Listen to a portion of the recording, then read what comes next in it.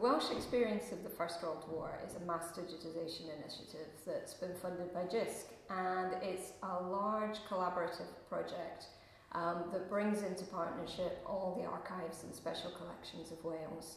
It's digitised about 200,000 pages of materials, and the archives that we've digitised include manuscripts, newspapers, photographs, personal papers, as well as oral histories and audiovisual materials. We've been doing the digitisation here at the National Library, which is the lead partner in the project, but it is a collaboration of 5 higher education institutions and archives and records offices around Wales. One of the advantages of bringing collections together in this way is that it unifies content that's currently accessible all around the country and is slightly fragmented. It's difficult to get access to these materials in their current form. About 30% of the content's in Welsh as well, so we're building in translation tools to make that material more accessible to people who don't speak Welsh. As the library had never digitised archival collections in their entirety before embarking on this project, the overruling question was what had to be done in order to present the collections in a way that would be meaningful to the user. There was a need to prepare the collections by foliating every page and then to record the metadata to facilitate the scanning process. What we've got here is the Welsh Army Corps records, established in 1914 and consists of 167 archival boxes, 5 volumes and 3 rolls. The finding aids of the collection had already been retroconverted into our online catalogue, but it's now available on the project interface with over 107,000 images. I'm a PhD student in Welsh history, and being able to freely access such material online is incredibly important. I'm able to access the material when I want, where I want, and everything is held together in one centralised repository, which makes it far easier for searching and analysing purposes.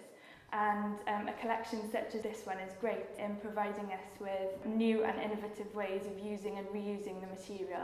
I'm thinking especially in terms of things like data mining and the potential of applying GIS technologies and so forth to the material. Such a collection will form the basis to lots of new lines of inquiry, the application of new methods and new techniques. And I think it's a really exciting time to be a student at the moment. The great advantage of the outputs of the Wales in the First World War digital project is that it allows, in the first case, historians to do things that they've done before much more quickly and in a more agile way. For example, the exhibition that I produced probably would have taken me about a year's research. In reality, using these resources, it took me a matter of weeks. So in that sense, the outputs of the project have enabled us to do things in a far quicker and intelligent way.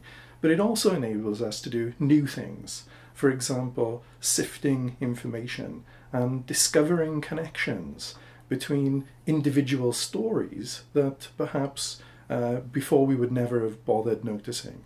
And that, I think, is one example of the great potential for this resource. This has been a very successful project, and I'm absolutely delighted that the National Library of Wales has played such a key role in developing it.